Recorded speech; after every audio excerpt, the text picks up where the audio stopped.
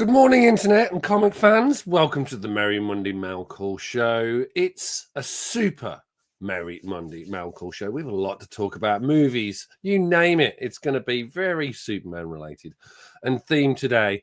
And I thought, who better to help and join me with this particular show, particularly as it relates to the new movie, because of the amazing introduction of Crypto the Superdog. And I wanted to bring on a world-renowned specialist of said animal, Ricky from All Sorts of Words, a friend of the channel who is, I would argue, the biggest crypto fan in the world. I would argue vehemently. This is this is the Cinemark exclusive children's popcorn bucket. You could barely fit a fist in there worth of popcorn. But tell me, you look at this and you tell me there is not evidence of a loving God. This is so awesome. Are you going to use it? Are you getting a second one to use it? Because that's what I would normally do. No. So I saw it at a AMC theater, and they had this popcorn bucket. It looks like a mailbox. Like, you know, you get your newsletters. Yeah. And it comes with this reversible card. So if you want, you can have it be about Superman, but this wasn't his movie. This was Crypto's movie. So we put it the right way. Sure. But I did. They give you this, and it's in plastic, and it's metal. But they give you this, and it's in plastic, and then they give you the popcorn bucket. And I just literally dumped the popcorn in the top, and I used it for its intended purposes. It's cleaned the hell out of it since then, so I can put it on my shelf and have it look awesome. But I did use it for what it was intended for. So is it plastic or is it metal? Oh, it's metal. Oh, it is metal. Metal, baby. Nice. And then the other one that I got was this bad boy. Cup with a cape. Come on. That's good. That's good. I love that stuff. Did you like it? So how many times have you seen it? Just the once? I've only seen it once. I'm seeing it. I saw it with my wife, and then with the rest of her family, who's they're my family, but we're gonna go on the 20th, a Sunday, so that they don't like crowds, so they're gonna wait for the crowds to die down, and we're gonna go see it again. Yeah. I've got the same joy. I went last night with my wife, and we had an absolute ball. She was crying in it, which I thought was she's I'd say marginal knowledge of anything, right, in terms of the superhero genre. Same. So I always see her as a barometer. If she likes it, then I think we're okay. Yeah, well, I got emotional, as every man will, in the scene where his dad's telling him he's proud of him. If you're a guy with a good relationship with your dad, that scene will make you teary. If you're a guy with a bad relationship with it, that scene will make you teary. It'll get you no matter what. Yeah. It was. Yeah, I'm not sure if we should talk spoilers, but we'll try and be spoiler free as much as we can. I'll commit to not referencing anything that wasn't in the trailers. Yeah, that's a good point. And it's been interesting because I was worried a little bit because you see all the sort of online reviews, and I didn't think the story was fast moving in my mind. That's the piece. It throws you right into it. Yeah. Which I think that's where that's coming from. But I didn't lose my normie wife. I do. So, okay. This is where I'm going to get a little highbrow. So, like, people have this misconception that Hollywood feeds us political ideologies. Hollywood feeds us our culture, and then we are informed based off of what Hollywood does. Yeah. Hollywood is a giant mirror. All they want to do is put asses in seats. So when Hollywood makes a movie, they make the production so that it will get the most asses in seats. So it really is an indicator of where we are as a culture. Yeah. So I think a lot of the discourse that you're seeing is when they say, hey, we made Superman big, bright, friendly, happy, smiling, and he's a good guy doing good things.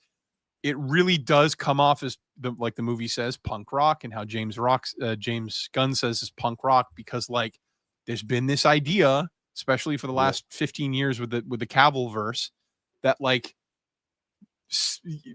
to be a hero, you have to make the tough decisions and punch people really hard. And sometimes the hero is self-sacrifice and taking care of people. That's where the whole idea, and this is where I get really dark in it, like the whole idea of like the alpha male, right?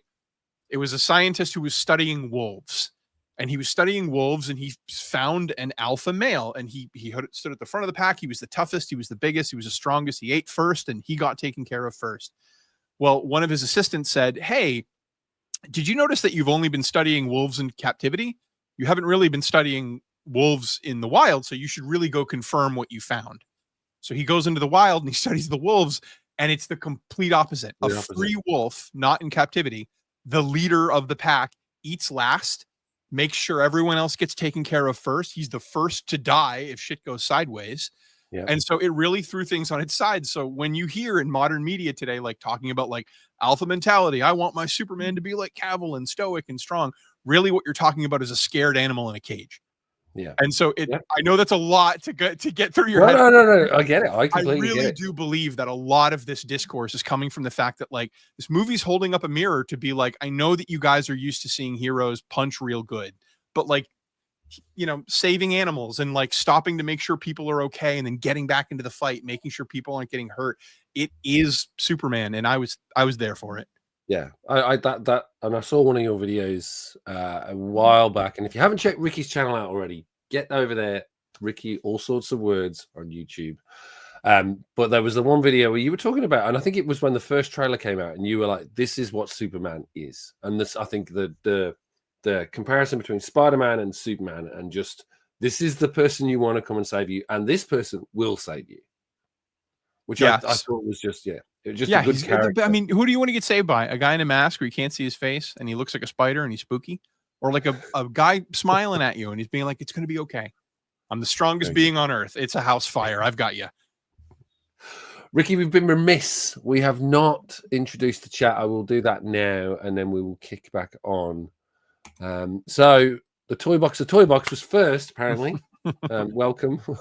It's, I think, 45 minutes before the show started, so good to see you. John JSS Brooklyn's here. Good morning, USA. Good morning, or good evening, USA. Good morning, Australia. Good to see you, John. We've already said hello to the toy box. The toy box, JSS. Richard Westfall is here, saying hello to both of us. Good to see you.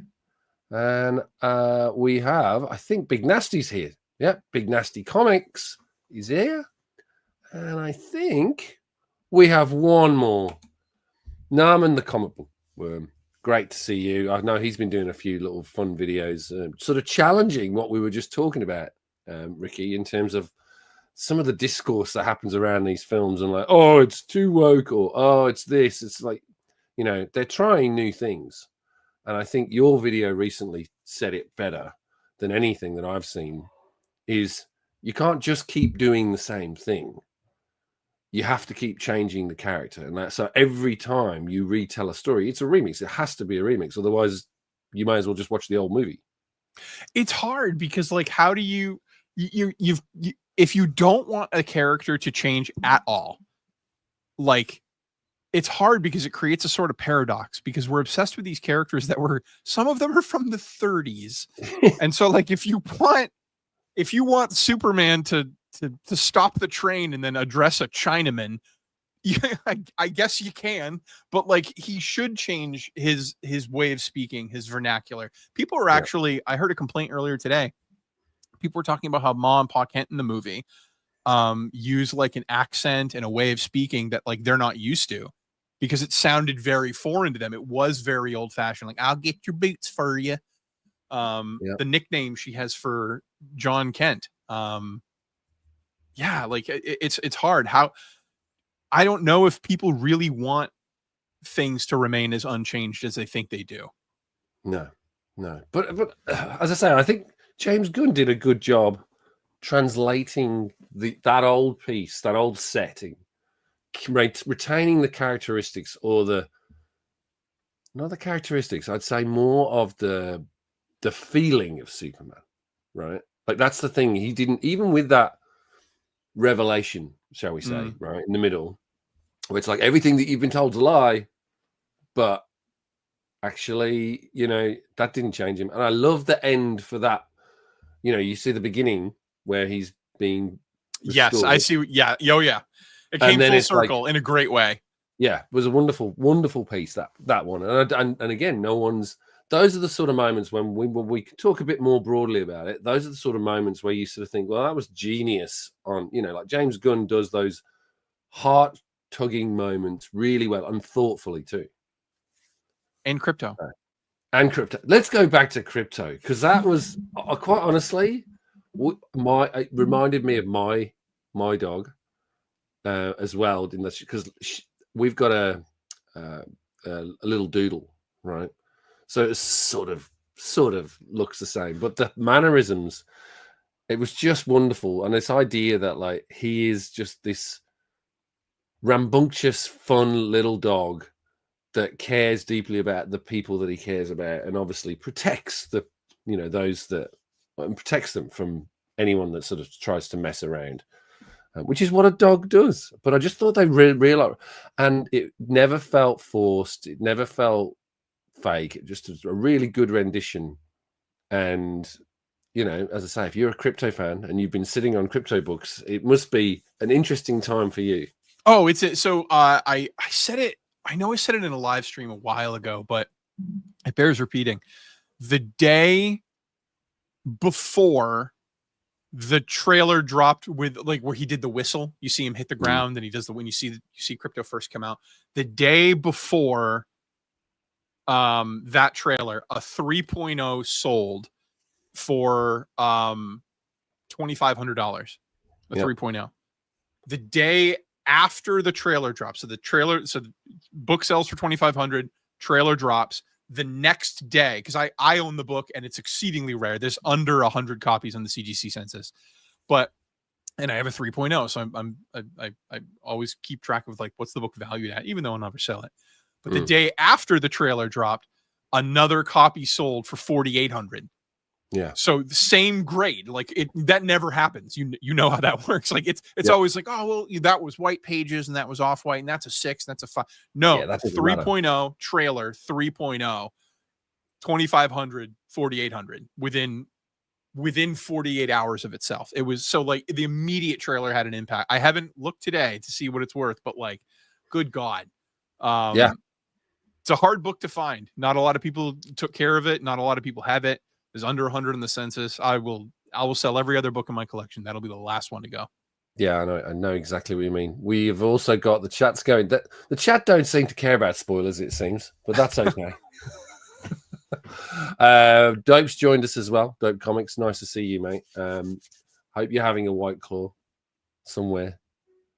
They introduced me to White Claw, Ricky, when I was at Heroes Con this year. Oof. So yeah, I'm a White Claw convert. I don't think we can get it. You're a worse person because of it. I am, and it's all because of them. Mm-hmm. So, and we do have to call out as well. Nate was going to join us from Hoyer Comics, but unfortunately couldn't make it today. But we'll get him on at some other point. And again, that's why I thought it was a good thing. Any other thoughts on crypto that you wanted to share, or any books you wanted to share, Ricky? Because I tell you what, you've got so many. I want to say this first before I show them. When I was young, and when a lot of us were young as nerds, you get a really strong emotional connection to this stuff. And if you're my age, I turned 40 last Wednesday. If you're of this approximate age, you remember what it was like to be into comic books in the 90s and the 80s. It sucked. Everybody, like, at best they'd call you gay for reading comics. Like, it was not. That's at best. It was not a fun time. Nowadays, if you're into sports and you also read or collect comics, it's another interesting thing about you. But it was very much like, that's geek shit. Like, it was not a sexy thing to be into. Like, Spider-Man didn't come out until 2001 and made all the money. Like, before that, everything before that, you were just a geeky loser. So like, you became really protective of this stuff because you cared about it. And, despite the slings and arrows you got from your friends, neighbors, and family, you still loved it. So when a movie would come out or a TV show would come out or something, and it featured your character or your comic, you you didn't like new people getting into it because you were like, where were you when you were making fun of me last week? And now the movie comes out and all of a sudden it's cool. That's not fair. And so it engenders some anger and some aggression, right? Now that I'm older, I've let all that go because when new people get into it, I get more shit to buy. Yes. It's awesome. I win. Like, so the more people who like crypto, they like the stuffies, the little kids, they're running around. There's going to be crypto Halloween costumes. Awesome. It's more stuff that I get to have as a collector that I wouldn't have had more people not getting into it. So like, you get to let that aggression go. And so now all of these books that I'll show you, they all exist because you get, more people are into it now. So, Before you move on to that, I just want to say this one thing as well. And it's what you just said is absolutely spot on. And the reason why it's spot on is that my wife turned around to me after the movie and said, we need to get a cape for the dog. Perfect. And now they do. You can't see it, but like it's up there. I've talked about it in a video before. I had a little white dog years ago, and I had a little Superman costume that I'd put her in every now and then. But like now, go to Petco or wherever your pet supplier is. They're going to be everywhere. It'll be there. It'll be there. All right, show me these books because I missed out. And again, there's not a lot of exclusive comics, or like I know you've probably got that dog biscuit. The Milkbone one. Yep. Yeah. So this was if you bought a box of Milkbone, like the dog treat, off of their website, they would send you an exclusive kind of prequel comic where it is David Cornsweet. It is Crypto. It's an original story of Crypto and Superman, saving the day, working together. It is the James Gunn Crypto. You can get it about now. I don't know now, but like if you can get it for $30, it's a steal because there are people asking for $50 because it was a limited run on the Milkbone website and they sold out instantaneously. So now you have to get it off the secondhand market. And also my understanding is those books didn't survive very well because they weren't packed in the best. A lot of them. The lower the price you get, a lot of them have like dinged corners or whatever. So like it is, I think it's, if you liked the movie, if you like the character, I was toying with doing that, and I even wanted to get the Milkbone packet while I was in the US, but couldn't get around to it. Right. Because that looked good. That looked good. It's fun. It's a quick read. It's literally like 12 pages, but it's cute, ties into the movie. It's canon, I would suppose. There's nothing in it that makes it not canon. And then, Summer of Special Superman #1, this cartoon version of him. That's good. I love that. Yeah, that's really cool.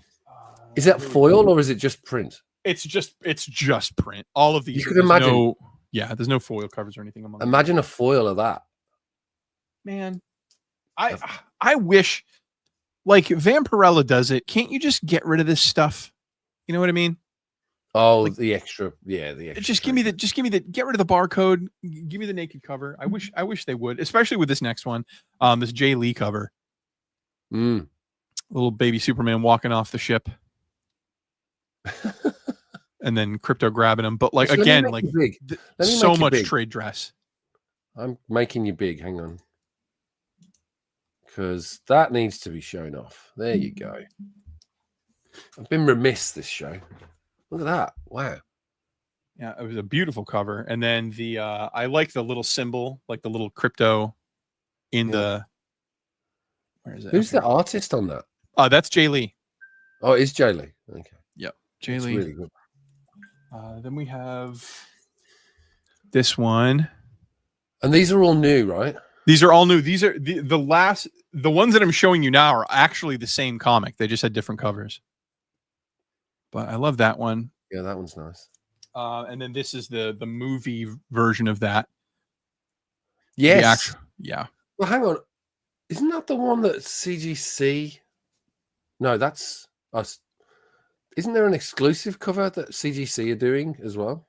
They are. I mean, I really don't like their business practices. I'm not a fan. No, it's dodgy. This one's dodgy. Yeah, it is. They made the comic. They're grading the comic. I mean, whatever. Yeah. But then this is what I was talking about before with, like, if you love it and more people are into it, you're going to get something else. A reprint. Big again. They made the reprint. Yes, they did make the reprint, and that's the one that had a sweepstake in there as well. Right? Yes, yeah. They all came polybagged. I left this one in the poly bag, which is so dumb because, like, I have the actual issue, so I'm like, why wouldn't I? Yeah, and actually, I'd be interested if I might pick that one up because there's a real one. There it is. Boom. But yeah, the color difference, like, I've only ever seen my 3.0 in person. But to have like a replica of it that I can like take apart and look at in more detail. My question on those ones, because one thing I was talking about this in another show, their DC are really good at of those facsimiles. Like really good as in creating the look and feel and doing it on newsprint, right? So I got this recently because I'm now looking to replace certain books. Never had this one, but it's all on newsprint. Perfect. Right? So that's why I love the DC variations of, and you get all the ads, right? But it's just the fact that you can get that now, and they do it because Marvel do all that stupid paper that doesn't work very well. Or Marvel will do it in a way like the Miles Morales one, where like you literally can't tell that it's different from the original, like it's indistinguishable. This one I had done, and I'm hoping that they have a Superman 1 of this, right? Similar sort of thing, but the newsprint on that is like really that's like awesome. Yellow paper. So that works out brilliantly. They reprinted the oxidization. Yeah, which that one, I love the Action Comics one, but I think the white, it needs to sort of have this old school feel to it, really. But yeah, love that. They're really doing really good. So hopefully they'll have a Superman 1 come out soon, and I'll be able to pick that one up. But yeah, any more thoughts on the movie? Like, without us trying to spoil it, we've got a couple of comments in the chat that Richard was asking us, keep talking about the movie, but it's difficult when you can't talk about specifics, right? I will say, I'll put it this way. It's not the only comic movie that did this, but it's definitely the most recent and one of the biggest characters they did it with. This movie's not afraid and it's not ashamed of its source material. Yeah. So many Marvel movies, 60% of the movie is comic book inspired, and the remaining 40%, it has to be grounded in reality. Like, they won't let it not be grounded in reality. Like, Hawkeye will pull some crazy shots in the movies, but like in the comics, he'll pull some bullshit shots. Like, Hawkeye will fire off of a moving plane from the other side of the planet, and he'll hit a quarter off the bad guy's head. But like, this movie wasn't afraid to just be a comic book, and you can tell from some of the discourse that like it really threw people for a loop. Like, they're like, what is this? It's so bright and ridiculous, and there's so much going on. There's too many characters all at once. And it's like, bro, it's a comic book. Like, comic books throw you in.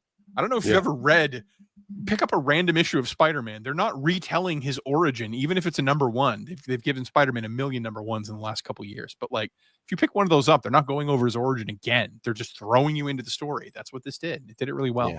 Yeah, it did really well. I think I think we'll just talk through stuff because, as Richard says, spoilers are okay. I'm not sure anyone who's watching this channel has not already gone and seen it, or is. If you haven't, now's your chance. Yeah, I think. Yeah, we're gonna drop it. We're gonna now talk spoilers because we have to, because there's so much to talk about. So, all right, I liked Guy Gardner a lot. I'm a big fan of that jerk, and I thought he was really well done. I thought the Justice Gang was well used too. Like, here's the thing: everyone said too many characters, right? And I was like, I think they got it right, because every one of those characters had a reason to exist to drive the story forward.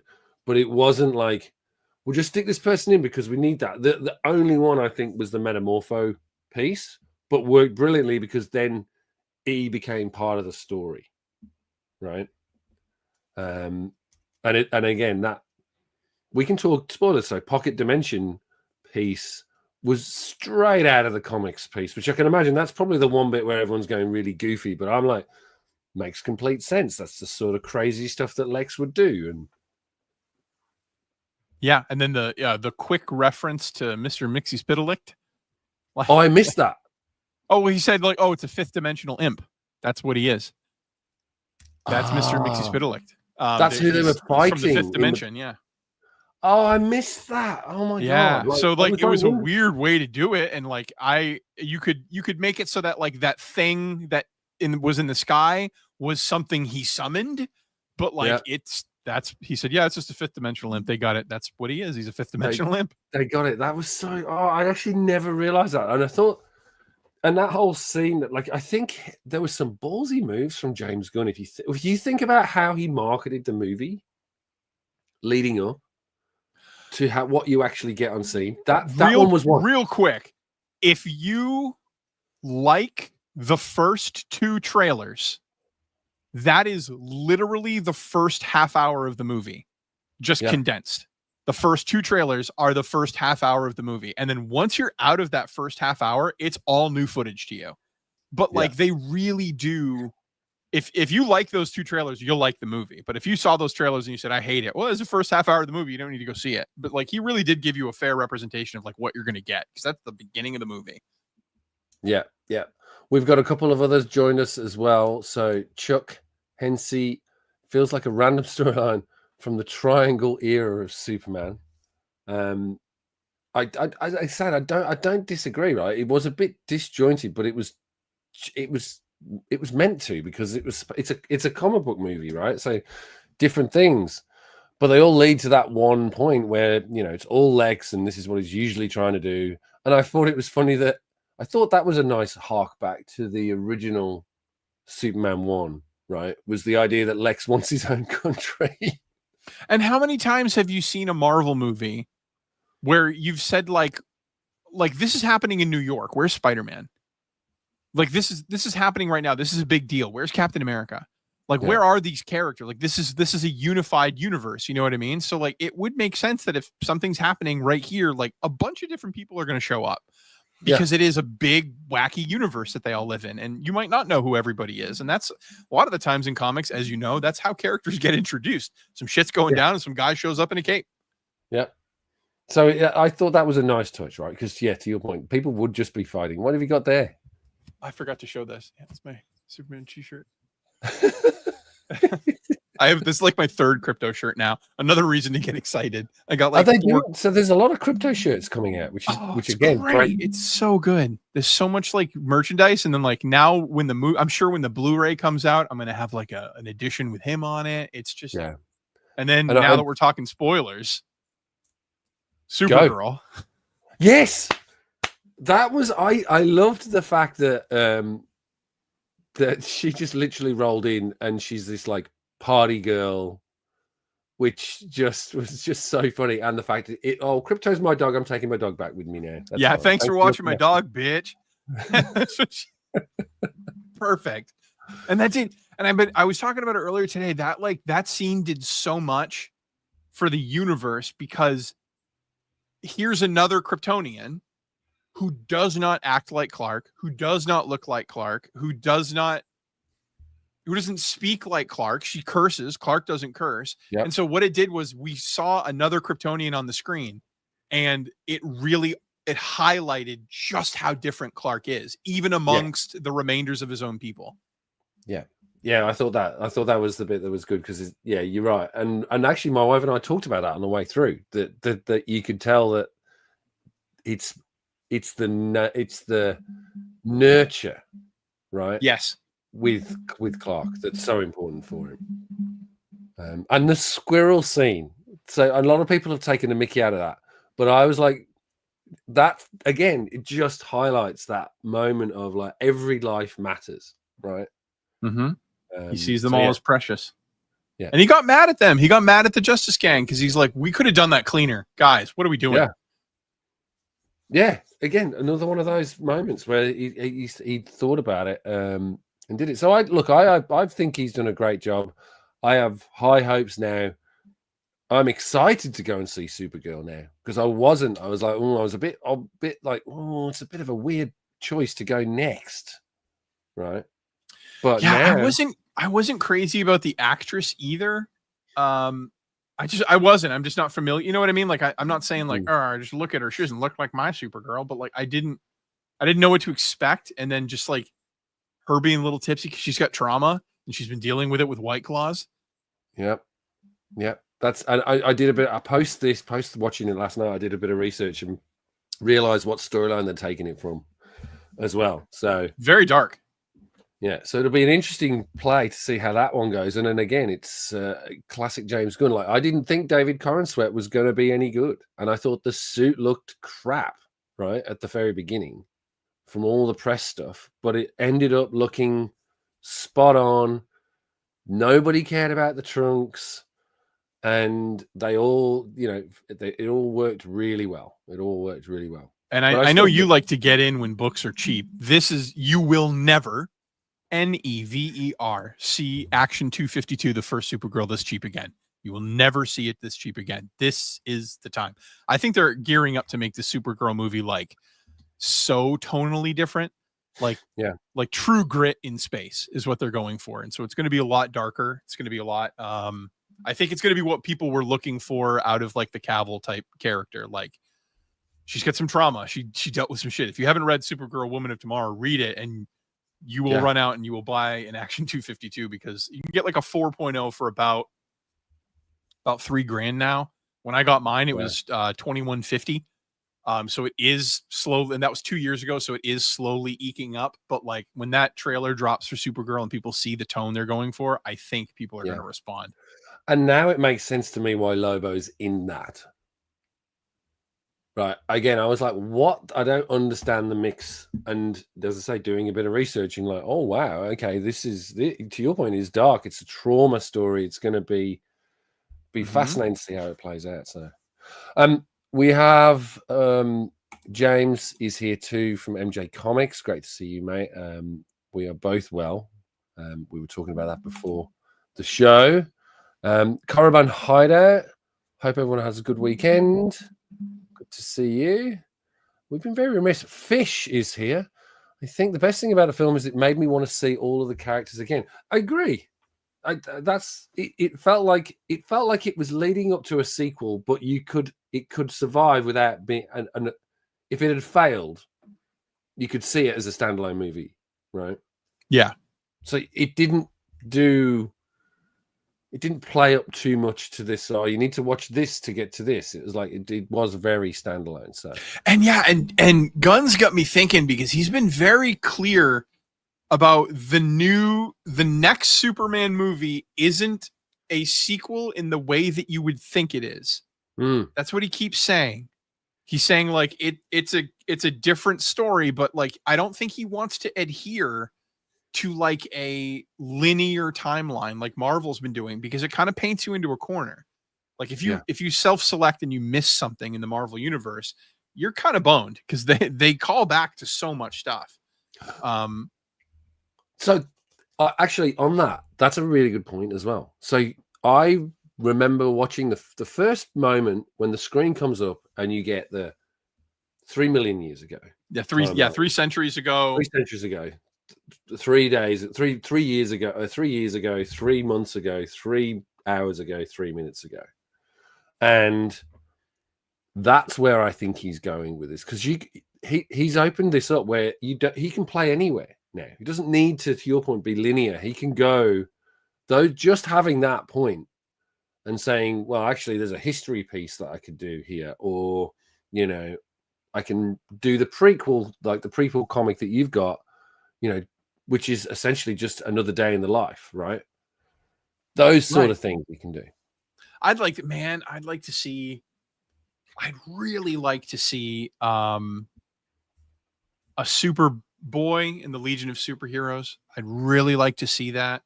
I think a wacky group of teenagers is right up James Gunn's alley. Yeah. I know he wants to hand off some of these movies too. He said many times he doesn't want to be the sole director. He wants to hand this off to other people. And like the Clayface movie is going to be a straight horror movie, apparently, like rated R horror movie. That's exciting.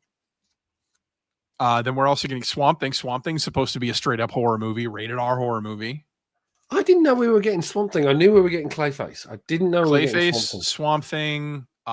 They are working on a Justice League project. He said that he wants, once they're up and running and, you know, they're off to the races, he wants 2 movies and 1 TV show a year. And that's it.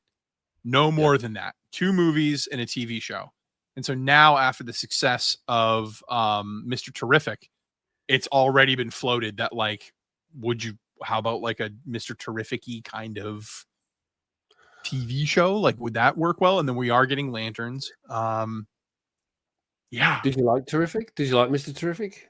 I did. I'm a JSA fan. I'm a big JSA fan because if all the discourse you hear about Superman being like the bright, sunny, smiley guy, that is the entirety of the JSA. Like they all behave in that way. And they all have that kind of ethos. So I liked seeing him. Terry Sloan's a great character. I'd like to see some other ones. Yeah, I want to see more and more characters. I'd like to see Captain Carrot and the Zoo Crew. Like, I can imagine that happening with James Gunn. It could happen.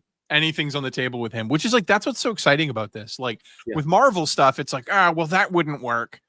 We've all said that before. That wouldn't work. It's too this, it's too that. But with James Gunn, after seeing Crypto do what Crypto does and Metamorpho and all that, they'll do whatever they want. Yeah.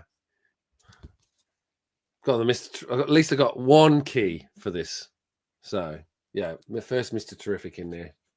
So yeah, that's a good pickup. But and then I've still got my for Supergirl, which is a terrible book because it's a terrible written book. This one. Oh, Omega Man. It's not very good. So no, he's a character that like he grew into something different. I got this as a recommendation from Cliff, talking to Superboy. Yeah, Superboy Prime is in that story and in the beginning, he's very lame. He is just what he is. What's cool about him is that he becomes one of the most sincere DC villains. Like he becomes a brutal villain. He takes that down home charm, I'm going to be the good guy so seriously that he becomes ultra violent. Like, you're stopping me from helping people. And then he's like killing Teen Titans. Like he kills a bunch of Teen Titans. Yeah. He's really big in the Sinestro Corps War. Sinestro recruits him. If you're familiar with wrestling at all. Did you do wrestling at all? No, back in the day? We don't do wrestling. There was a group someone in the chat's gonna flip out getting this reference. There was a group in the 90s. They were called the Corporation, and there were guys that dressed up in suits, and they were like, "We're here to file your taxes and kick your ass." And there was another bad guy group called the Ministry, and they were all like religious and shit. But then they grouped together and they became the Corporate Ministry in the 90s. And it was like a team of like 70 wrestlers. And it was ridiculous at this point. Like, who can beat that? And that's what the Sinestro Corps was. It was like, let's get every single villain to wear one of these rings and we'll fight everybody. And one of the guys they got was Superboy Prime. And it led to a really great Crypto moment because he grabs Crypto. Crypto is about to, well, no, not Crypto. Superboy Prime is about to go after Tim Drake. Yep. And he's like, what are you going to do? Like, what could you possibly do to me? And he whistles and Crypto nails him. And so then Superboy Prime starts wailing on Crypto. And then Supergirl and Power Girl show up and they're like, don't touch our fucking dog. And they rock his shit. It's so good. But yeah, so, I mean, sorry. Anytime I can link something back to Crypto, I'm going to. I also wanted to share this with everybody because we talked about this, and Ricky, how long we haven't been on a show together for a long time. It's been a while. It's been a while, and our journey started very famously on a specific trade, which we always said we were going to show off. You showed off what I sent through to you, right? Which so we did this I should save the big book till last, right? Sure. I should. But I think it would be useful to sort of let everybody know just how generous this man is. In summary, he's overplaying my generosity because he sent me issues 1 through 300 of 2000 AD, which included all of them. The first advertisement for Judge Dredd, the first Judge Dredd, the most famous Judge Dredd stories. It's all in there. And I'm a huge Dredd fan. And you know how rare those books are and how hard they are to find. He sent them all. So, like, let's all see him for the bullshit artist he is right now. He's going to show you some. He's going to show you some cool stuff, but he sent me better. So we'll start with the stuff that's. Oh, okay. So this you started well. Trash. But I am a fan of Marvel 2-in-1, so this was a good one to send me, right? So Marvel 2-in-1 issue 33, a great little book. And again, you put as many keys in this as you possibly could. And again, I think this is because you're not necessarily a big Marvel fan. Right? To the point where if a Marvel book comes into my possession, I get rid of it. Okay, so this is this is the first appearance of Nova, Frankie Ray, right? Frankie Ray, the Herald of Galactus, which in my mind, and talking in movies, should have probably been the Herald instead of the Shalabal rendition, because I'd still like to see a proper Norrin Rad, but this has cooled off a bit, but it's still a great book, and again, perfect for my collection. Ask me to spoil the Fantastic Four movie because I think I've guessed the entire movie based off the trailers, and we'll see if I'm right. But like, we'll do that after. But like, I am almost 100% positive I know exactly what's going to happen in the movie. All right. You always like to share and show man things off. So here's my man thing. So big. Love it. And again, this is related to what the book exchange was. This is the Marvel version of Swamp Thing. First cameo. Yeah, John first Constantine, cameo. Right? Yeah, because it's just a guy sitting in a chair who doesn't look like what Constantine will be, because it's in a dark room and he's like colored like purple, like it's like moonlight. But we know from the story later on that it is Constantine. So like, it's one of those weird books. Like if you're a comic collector and you want to get the first Constantine, there's a couple books you have to get, and that's one of them. This is one of them, and then you have to get this one. Yep, first Constantine. So again, I wasn't expecting this when this arrived. So wonderful stuff, and it was all leading to something big. But you sent me this first Eclipso. Eclipso. I loved this, and I have been every now and again I'll see the Eclipso book from the 90s with that gem on it, and I love that idea. It is the fact that a book can destroy your other books by putting it in a long box is fantastic. So Eclipso, first appearance, a House of Secrets to boot for me, because I do love House of Secrets. This one, I've been seeing since I got this from you. I've been seeing this a lot, but I was really impressed to get this one as well. First appearance, Madame Xanadu, right?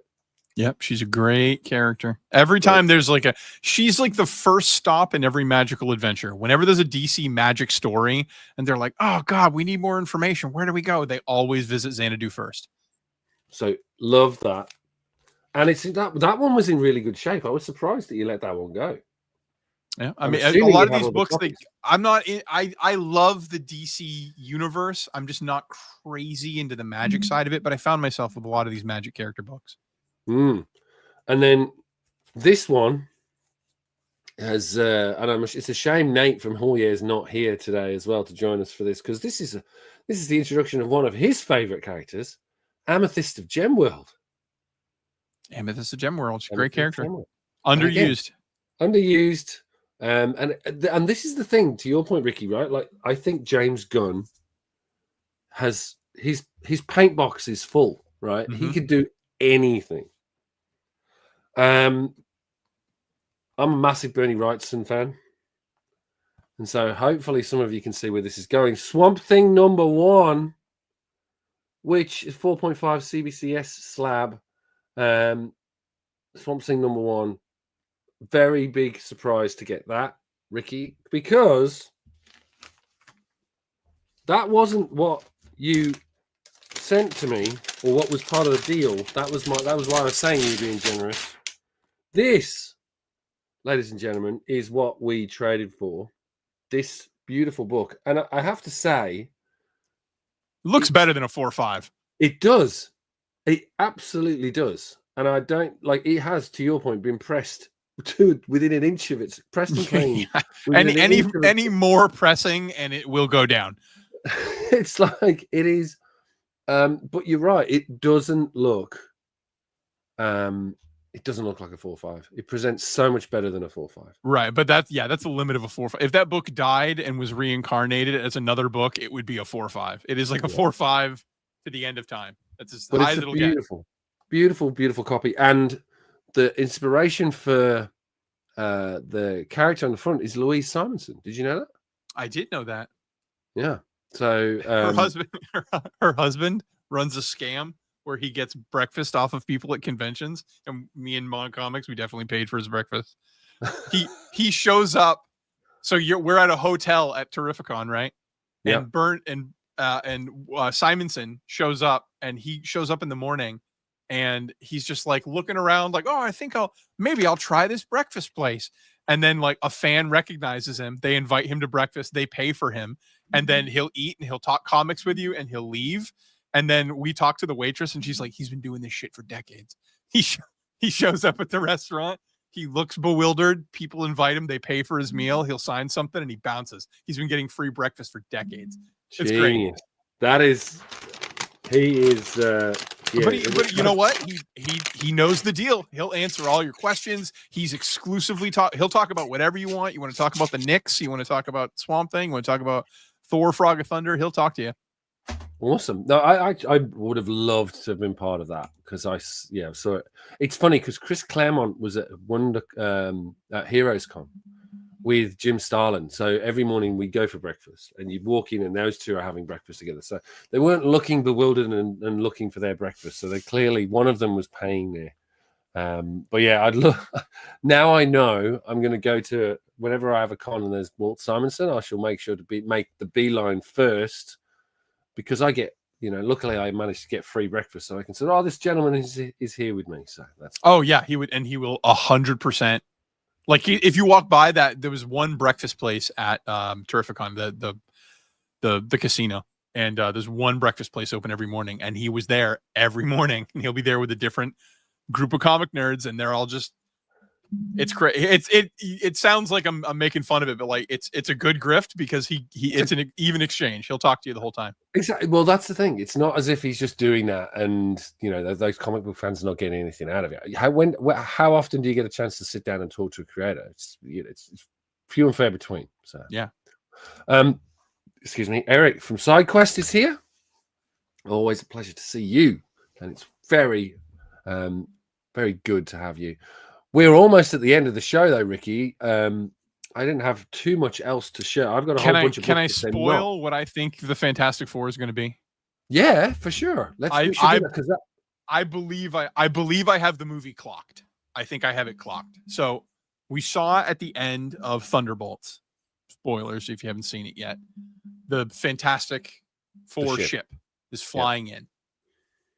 I believe that in the Fantastic Four movie, Reed is going to do everything he can to stop Galactus, and it's not going to work. It's not going to work. Yep, I agree. And we're going to pull in the storyline of the ultimate nullifier with to threaten to destroy the universe. Yeah. I think he's going to pull the trigger. To stop Galactus from there's going to be some MacGuffin aspect to it of like if Galactus eats Earth, he's going to continue until he eats every galaxy forever. This creature is specific to our world. We have to kill him here, or he's going to eat every existence forever. We have to stop him. Or maybe like Earth is tied to the existence of the universe, and so if he eats Earth, this universe is done, and then he'll just move on to the next universe and do it again. Like, I think he is going to be a gigantic cosmic threat, not just he's going to threaten Earth cosmic fact. I think you're going to make him a universal villain that they can kill forever, that they have to kill forever. They have to, yeah. They have to. They're not. He's not going to be a return villain. So I think they're going to. I think Reed's going to use the Ultimate Nullifier, much to the chagrin of his own family, and much to the chagrin of one Doctor Doom. Doctor Doom is going to be like, how is there not another solution? How are you not thinking? You're going to kill everyone in existence so you can save the rest of existence? That doesn't make any sense. Engendering this blood feud between Doctor Doom, who loses his galaxy, to Reed Richards, who didn't have any other choice. So then when they come to this world, now we have a reason for Doctor Doom to say, like, Reed Richards is the villain. He has to go. You should have seen what he did to my last universe. And so now we have a sympathetic Doom. And so we have this kind of giant conflict of, like, do we trust the Fantastic Four? Can they work with the Avengers? Why wouldn't the Fantastic Four just get folded into the Avengers? Because the Avengers don't know if they even want them. And so the Fantastic Four kind of circle the wagons and become their own family. I think I'm on to the right. I think I'm on to the right thing here. I think that's what's going to happen, because why would they abandon their world to come to ours and live here? It doesn't make any sense. They're not, and Marvel, if anything, is trying to unify all their different threads. They're not trying to say, like, oh, anytime we need the Fantastic Four, they're just going to hop over to our dimension. I think it's going to be a we can't go back type of scenario. Oh, I think you're right, because it's the only way. The other one I was thinking was the incursions piece, right? Where they get rid of Galactus, but then the incursions already happening. And I did like the one thing about the second series and that whole incursions of Secret Wars was this idea of the lifeboat, right?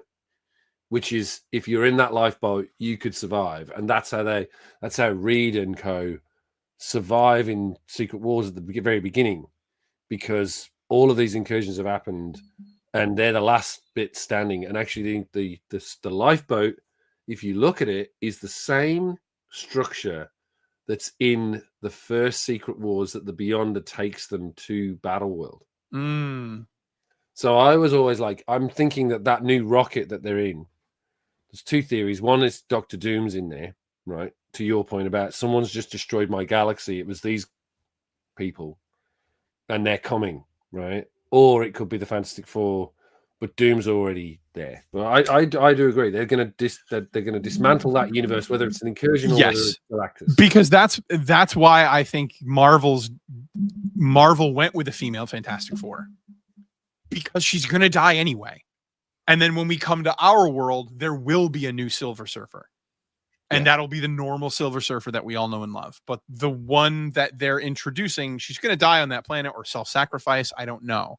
And then this is just the English nerd in me.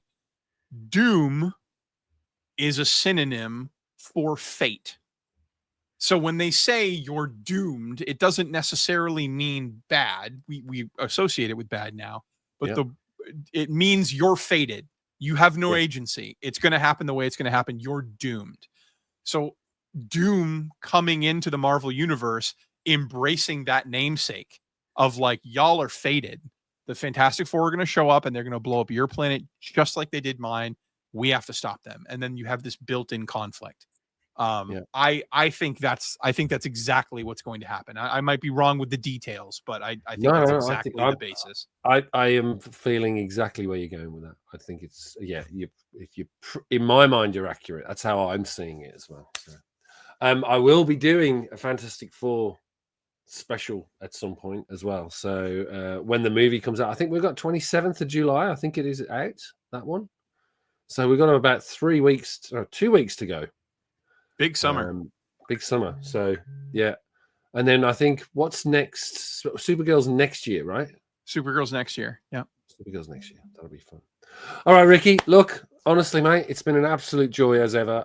Thank you for coming on and sharing your crypto love with us, because it's fantastic. Because it's, if you haven't seen some of Ricky's crypto videos, go to his channel, go to his Instagram, all sorts of words. Check it out.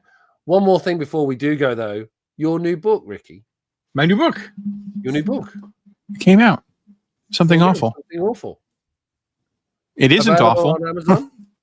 Available on Amazon. You can just look up Something Awful and then Ricky. You don't need to type in my last name, but that's where it is. It's a horror novel.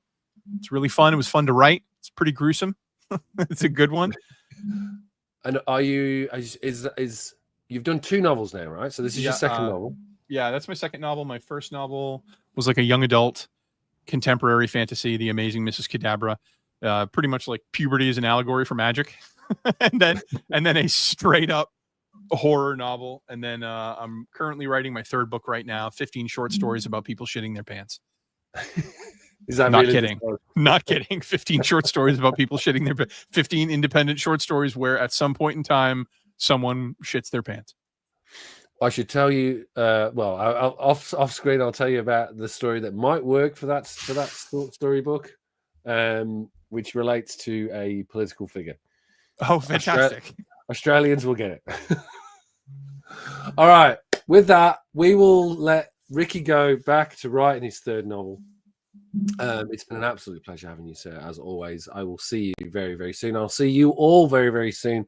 Hope you enjoyed the movie. If you haven't seen Superman already, go out and see it because it is fantastic and it is Superman. So go and check it out. And don't worry about all of those cosmic monkeys typing away in the pocket dimension. It's all good. Go and see it. And with that, take care of yourselves and see you next time.